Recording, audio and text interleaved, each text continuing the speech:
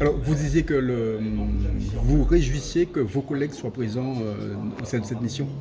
C'est toujours utile et voire nécessaire que les parlementaires, au-delà de leur circonscription, aient une vision globale de la France hexagonale et de la France des Outre-mer. Je dis bien des Outre-mer, parce qu'on a nos différences.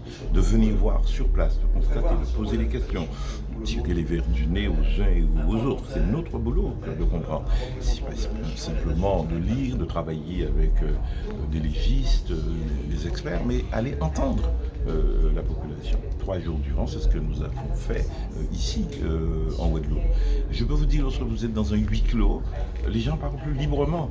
Il n'y a pas le contrôle médiatique ou un contrôle social qui s'exerce. On vous dit le vécu, la vie telle qu'elle est vécue, ressentie, les choses infligées sur l'eau, sur le transport, sur l'accès à l'école, à l'éducation, la fuite des cerveaux, la désespérance ou hélas parfois la désirance de la jeunesse ici. Alors je ne veux pas être catastrophiste, il y a de bonnes choses qui marchent ici. Ce peuple est résilient et résistant.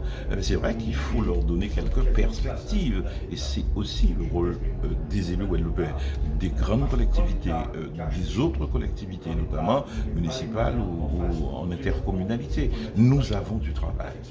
Il y a beaucoup de travail.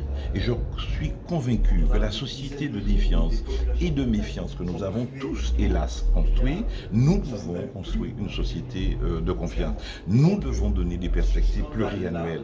Nous devons prendre des engagements de financement et pas faire dans le saupoudrage et se contenter de dire aimez-moi par affect, je vous aime, je travaille pour la Guadeloupe et que j'annonce des chiffres fabuleux pour dire mon travail est là. C'est de la com, il y a beaucoup de mousse et très très peu de chocolat. C'est notre devoir que de le dire, c'est de notre devoir que de faire des propositions. Aujourd'hui, j'ai eu une délégation, j'allais dire, forte de propositions. Ministre, il y a une dizaine d'années, vous avez beaucoup travaillé sur le coût de la vie, les marges, les monopoles, mais rien n'a changé. Alors, rien n'a changé parce que l'État n'a pas voulu appliquer les textes. Le seul texte qui a été appliqué, c'est le décret relatif au carburant et aux 3 arrêtés de méthode dans les 3 océans, Indien, Pacifique et Atlantique-Caraïbes. Aujourd'hui d'ailleurs, pour des motifs que je ne comprends pas, ils veulent revenir et conforter les marges des compagnies pétrolières et peut-être de la raffinerie elle-même.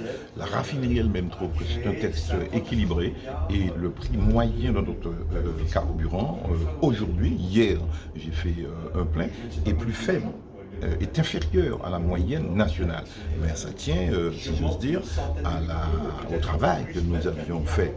Deuxième chose, moi je dépose une proposition de loi, elle est devant mon groupe pour dire les lois sur la régulation économique outre-mer, la loi sur l'égalité réelle qui a été enterrée par les gouvernements successifs d'Emmanuel Macron, je vais le compléter fort des propositions de la commission d'enquête sur la vie chère conduite par Diony Ajar et Guillaume Vuilletet, de dire que lorsque nous accusons l'octroi de mer, simplement, c'est un fauteur de vie chère. Le seul fauteur de vie chère, ce serait l'octroi de mer. La TVA a un impact plus inflationniste, mais ça, c'est des choses techniques que l'on peut démontrer. Alors, oui, peut-être qu'il faut revoir le mécanisme de fonctionnement de l'octroi de mer. Plus de transparence, plus d'association des consommateurs, plus d'associations en amont pour les maires.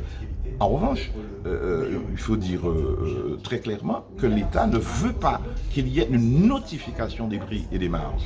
Il faut respecter le secret des affaires, il faut respecter la liberté du commerce, mais dans le respect de ces lois-là, il y a encore beaucoup de progrès à faire. Je me suis attaqué à ça, je sais le prix que j'en ai payé. Et je continuerai ce travail-là. Voilà. Et donc, on travaille, on réfléchit, on propose, on se bat. Et vous faites un bel effort oui, c'est vrai, de vulgarisation, de connaissance, d'information, d'éclairer les consciences et peut-être aussi après infusion d'inspirer les politiques publiques.